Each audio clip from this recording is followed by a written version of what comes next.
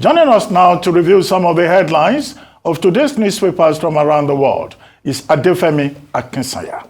Good morning. Good morning. How are we doing? Morning. Hope everyone had a good weekend. Good morning. Good morning. Fine. Yeah. Hope we're all doing fine. Well, let's jump straight into it. We are looking at international newspapers. Of course, we'll start here in Nigeria with This Day newspaper. And on the front cover of This Day newspaper, there are a lot of stories, but we want to talk about the story of the day, which is, of course, the suicide bombing attack that took place in Borno over the weekend. And we looked at, and we have heard from President Tinubu, who said that he believes the purveyors of this suicide attack shall face certain justice. He also went on to describe the incident as an example of isolated cowardice. And I think that to some extent, that could ruffle some type of feathers, because this is not an isolated incident, geographically speaking, to Borno State. Neither is it an isolated incident to the region of Nigeria or to Nigeria itself. Extremist violence is something that we have continued to be facing and suffering from. It is a systemic problem that needs a systematic result to it. But that is the first story that we'll take. I'll move on to some other Nigerian newspapers. Going on to the front page of the Punch newspaper, they're looking at import duties. They've also got picture stories of victims who were injured. Those are 18 dead at least and 19 severely injured in those attacks in Borno State. But just above that is a story looking at a bank plane that was grounded as the federal government is clamping down on private jets. Now, allegedly, this bank that was stopped, it's a luxury plane.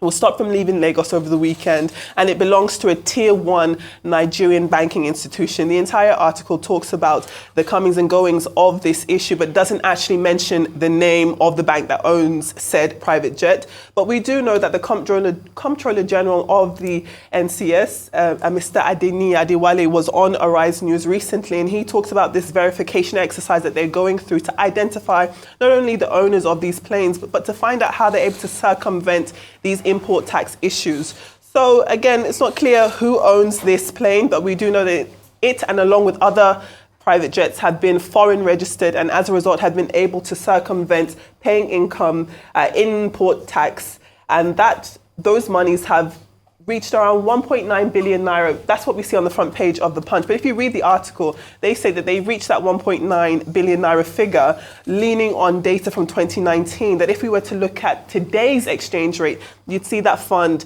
balloon upwards to around 6 billion naira. So that is a bit of financial sexiness, if you can call it that, happening with the aviation industry, or rather private jet owners. Moving on from the Punch to the Vanguard, there is quite a heartbreaking story on the front page of the Vanguard. It's taking a look at the pension arrears that retirees have been suffering.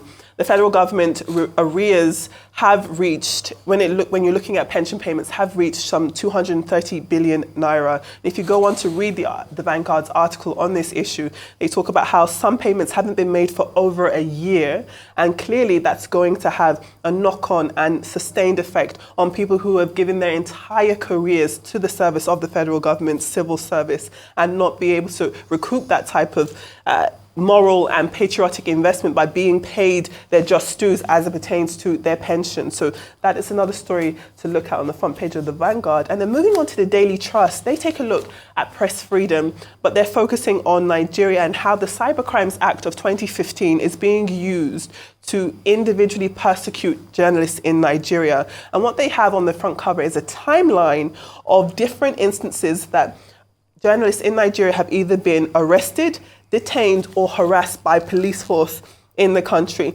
And it starts from October 23rd, this graphic here, and goes on to June of 2024, which is of course just completed. And it has different instances where Nigerian journalists had been harassed, detained by police, and even arrested. Nigeria, as we know, remains one of the most dangerous places in West Africa for journalists to practice. You'll know that I also looked at press freedom a lot during my fellowship when I had to take some time away from you wonderful people. And it's heartbreaking actually to see that this continues to be an issue in this country. As journalists who have the honor to tell the stories for the people of this country and internationally, we like to think that in our own country we would be safe from these types of issues. You have that history. Stand back, stand back. There's that. That did happen. Stand back. That happened. It did happen. Police officers trying to harass you live on TV. Unfortunately. Stand back. So that did happen. And then I do have one more story looking at Nigerian news. We've got the front cover of Business Day, and they're looking at Nigeria's food crisis, food inflation, and the situations that have been happening there. And then also, I did skip because there is so much to get through today. There is the front page of The Guardian too, which looks at cash scarcity. Around this time last year, or perhaps earlier on in the year last year, Nigeria was facing a huge cash crisis. And in this article from The Guardian, they're discussing about how there's some sort of collusion, if you can call it that, between Nigerian banks and POS operators, and that is really sticking it to the people because there are many Nigerians who are limited to daily transaction withdrawals around 20,000 naira, and then they're forced to go to POS operators because of these restrictions. So that's what we're looking at today as it pertains to Nigerian news. There is a lot to get through. Please feel free to snatch something out of the buffet of stories. What I don't understand is you go to ATMs, you don't have money, but you go to POSs, you have money. Yes. I mean, how does that work? Exactly. So really, are the banks not supposed to be where you have a lot of money? Because the problem a lot of people are complaining is the POS charges. Yes. Right. And these POS charges are quite too much. So I think government should be able to do something about it. But when you go to the bank and say they're not getting enough cash, I know there's so much money in circulation, they're trying to get the steam out of that money. Correct. But we must also ensure that things are done correctly. Federal government talking about the flag of the Cross River Akwa Ibom sections of this coastal highway. The question I'd like to ask Minister Humai, hope they have done the environmental impact assessment. Okay. Hope they have done the EIA. We all remember Leila famously asking that question. Absolutely. And it turns out that that question wasn't well answered. So it wasn't answered at all. So it wasn't answered at all. It was, but just so let's do everything possible to ensure that things are done rightly as we go around and do this work and ensure it gets us in record time. Anyway, I have my reservations about that road because I don't think we should be doing that road at a point in time where you see have the east-west road left undone. And that's another cardinal road that connects most parts of the country. And when you look at the money budgeted, the 15 trillion budgeted for this road, it's about the same size to complete all the pending road projects in this country. Right. So I think there will have been a better way to spend money. And spending that 15 trillion on one project, it should be pervasive across all. That's it. And the economic quagmire is hitting hard. Food inflation, like Business Day is reporting, it's at an all-time high. It's tripled. So that's why when and to this morning, I like to challenge Nigeria Bureau of Statistics. I challenge you on your data.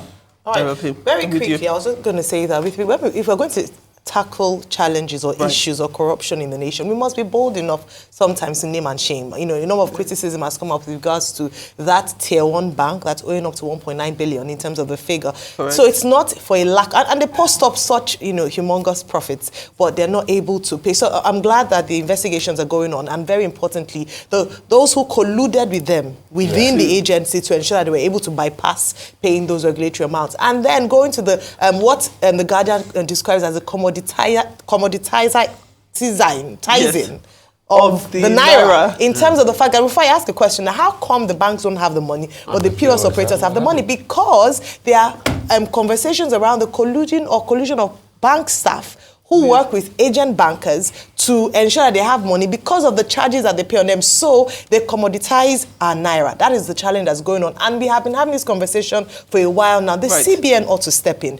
When a good policy is brought in, Nigeria happens to it. And I say that because the reason for agent banking was to reach the hard, the unserved, the underserved in the bank, and to get more people into the banking system. So you're able to access cash from anywhere. So it's meant to be for the, rural areas, the traders. But then we've abused the system now and using it as a way to make money. And this started with the unfortunate mishandling of the, the redesigning of the naira policy. That's when it started. And now it's become a big business. So it has to be investigated. There are bank staffs who are helping out these people to do this. So we need to check behind this point of sale machines, ATM, was to encourage financial inclusion and to also make it easier for people to have access to cash.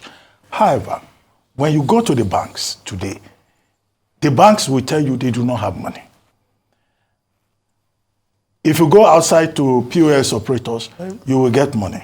And then they are more efficient than the banks. So I buy the argument that there must be a problem with the banks, and the CBN, that is the regulator, should look into it. And bank chiefs who may be behind it, because it may not be very easy for a teller to set up a POS operation and be funding it. It must be some people higher up within the system, those persons, those banks that are singled out and investigated should be sanctioned.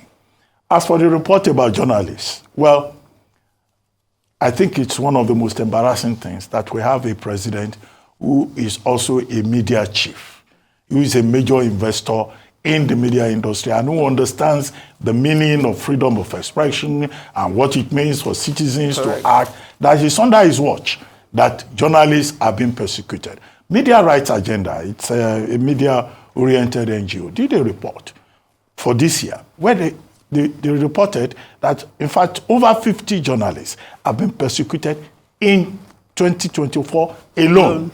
Now, that's unacceptable. What government should do is to continue to expand the space for engagement, for free expression. However, I always say that there is no freedom that is absolute. Journalists themselves, whether they are operating on WhatsApp or social media, must know that the other end of it is responsibility. It's freedom with responsibility. Or what Francis S. Merrill, in a book of the same title, referred to as responsible journalism. Absolutely. Yeah. Moving on, thank you for your comments on those papers. Moving on now, we'll take a look at some African papers. We'll take a look at the front cover of Kenya's Daily Nation. And in there, they're looking at some form of a dispute that happened between Kenyan President William Ruto and his Deputy President Gachagua. They've been talking about their rift. Now, even though the headline talks about them opening up, it's still not too clear what the status of their relationship is now. Clearly, we know that William Ruto is reeling from him having to withdraw this finance bill because of the deadly protests that were taking place. And I can imagine that many Kenyans, Africans and people around the world are going to be keeping a keen eye on what happens in Kenya next with this presidency, what it seeks to do. And clearly, them having a positive relationship, you can only hope that it means a better level of governance for the people of Kenya. Moving on to other papers, if we take a look at the front page of the Daily Express, there are two stories that are quite interesting. First and foremost, I know you all watched the England match, all happy to see Jude Bellingham save England from disgrace just once more again. So they have made it into the quarterfinals. But also Kemi Badenoch's comments under there. She says that her heart breaks when Tories turn to reform. She is referring to the Reform Party, which has established itself as another alternative political party in the United Kingdom, one that hopes to gain more space in this week's general elections. It's going to be interesting to see whether or not that happens, because under Nigel Farage's watch, the Tory party are very concerned that voters don't break away from them, which they're expecting to see in troves come the general election on Thursday, and hoping that they don't run over to reform under Nigel Farage. And I do think it is quite interesting because you'll remember a few months ago, a Conservative funder who had given some £15 million to the Conservative Party came out and made very racist comments targeted at Diane Abbott. And it took a long time for Prime Minister Sunak to come out and condemn those attacks as racist. Now they're saying that they don't want people to leave and go to another nationalist-leaning political party. So there's a lot of hypocrisy there. But these are our papers. I wanted to comment on the Kenyan story. Sure. Which is about the fragility of alliances in African politics. Now, in 2022, they had something in Kenya they call Kenya Kwanza. You know, about 12 political parties coming together, and that was how Ruto came to power. And he chose Gachagua as his deputy president. Now, there were arguments then whether he should have chosen Gachagua or he should have chosen someone else. And now in government, Gachagua seems to be leaning towards President Kenyatta and former Prime Minister Raila Odinga.